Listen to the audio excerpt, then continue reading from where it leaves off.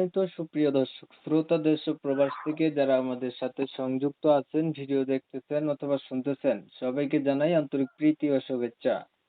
বন্ধুরা, আমি কথা বলছিলাম একটি সুইট আপুর সাথে, প্রতিবেদন করবে অডিও কলে সংযুক্ত আমার সাথে। কেন আসলো প্রতিবেদনে? বিস্তারিত ভিডিও জুড়ে থাকছে, অবশ্যই ভিডিওটা কন্টিনিউ করবেন। আসসালামু আলাইকুম। হ্যাঁ ভাইয়া, ওয়ালাইকুম আসসালাম। কেমন আছেন ভাইয়া? আপনি ভালো আছেন? জি ভাইয়া, ভালো আছি। আপনি ভালো আছেন ভাইয়া? এই তো আলহামদুলিল্লাহ আমি ভালো আছি। আপু ভালো আছেন, ভালো থাকবেন, ভালো থাকাই কামনা করছি। শুনতে চাচ্ছি আপনার প্রতিবেদনে আসার কারণ কি ছিল? কেন আসছেন? ভাইয়া প্রতিবেদনে আসছি এই জন্যই যে আমি খুব গরিব ঘরের মেয়ে এবং আমার মা নেই, বাবা আছে। বাবা আছে বর্তমানে, বাবা এখন খুব অসুস্থ এবং বাবার অনেক বয়স হয়েছে। তাই প্রতিবেদনে আসার কারণ হলো, আমার তো নিজের মা নেই এবং আপনজন বলতে কেউ নেই, ভাই বোন কেউ নেই। তো আমি, আমার বাবা আর আমি একা, দুইজনে আছি। তাই বাবা খুব অসুস্থ। আমি চাচ্ছি যে যদি কেউ আমার পাশে থাকে তাহলে আমি তাকে ভালোবাসবো এবং তাকে বিয়ে করব। সেটা নিয়েই প্রতিবেদনে আসা আমার কারণ। বয়স কত আপনার আপু? আমার বয়স 18 বছর। কি করেন আপনি? হ্যালো। আপনি কি করেন? আমি ভাইয়া বর্তমানে এখন কিছু করি না। বাবা অসুস্থতার কারণে আমি খুব কষ্টে আছি বলে তাই প্রতিবেদনে আসলাম। যদি আমার কষ্টের কথা শুনে আমার বিপদে যদি কেউ পাশে দাঁড়ায়, লোকটা যেমনই হোক, আমার কোনো মানে কোনো চাহিদা তার কাছে নেই। সে যদি আমাদের দায়িত্ব নিয়ে যদি আমার পাশে দাঁড়ায়, অবশ্যই আমি তাকে ভালোবাসবো এবং তার ইচ্ছেগুলো পূরণ করার জন্য তার পাশে আমিও দাঁড়াবো। যদি একটু আমার পাশে দাঁড়ায় দয়া করে। আচ্ছা, তার কি কি ইচ্ছে পূরণ করবেন? জি। তার কি কি ইচ্ছা পূরণ করবেন? একটা মানুষের ইচ্ছা পূরণ করতে চাইতেছেন, একটা মানুষের চাহিদা কত রকম থাকে আপনি কি সেটা জানেন?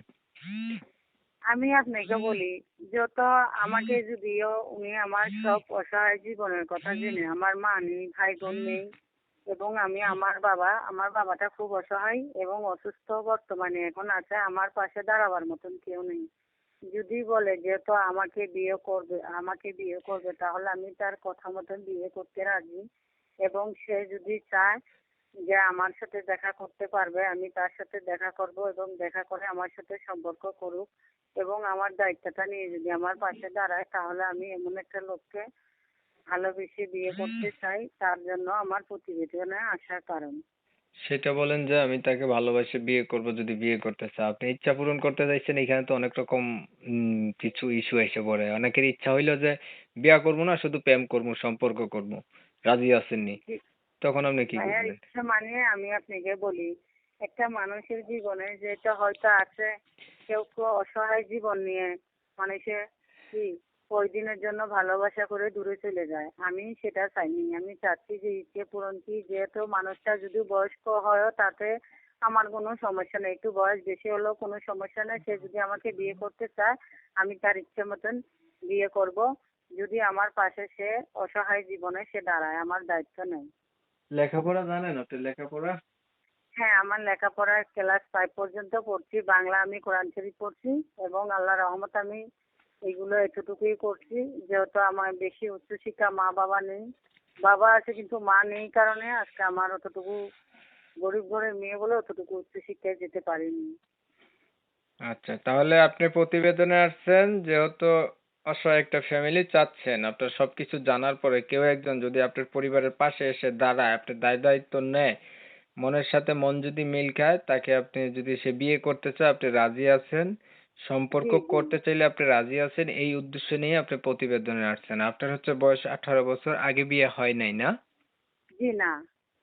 প্রিয় দর্শক শ্রোতা, শুনছিলেন আপুটির প্রতিবেদনে আসার কারণ। এখন উম উনার কথা হচ্ছে বয়স বেশি হলেও সমস্যা নাই যদি উনার দায়-দায়িত্ব নেয় এমন মানুষ হয়। এই হচ্ছে উনার কথাবার্তা আরকি। আমি হচ্ছে কমিউনিটি গাইডলাইনের কারণে আপুটির নাম ঠিকানা আপনাদের মাঝে নিতে পারি নাই, এর জন্য আন্তরিকভাবে দুঃখিত। আমার যারা নাম হচ্ছে লিজা। আপুটির নাম ঠিকানা জানতে চান, তারা হচ্ছে এই আপুটির সাথে যোগাযোগ করবেন। উনার নাম্বার আমি ভিডিওর স্ক্রিনে দিছি। তাইলে উনার নাম ঠিকানা উনি কোথায় থাকে সবকিছু বিস্তারিত জানতে পারবেন।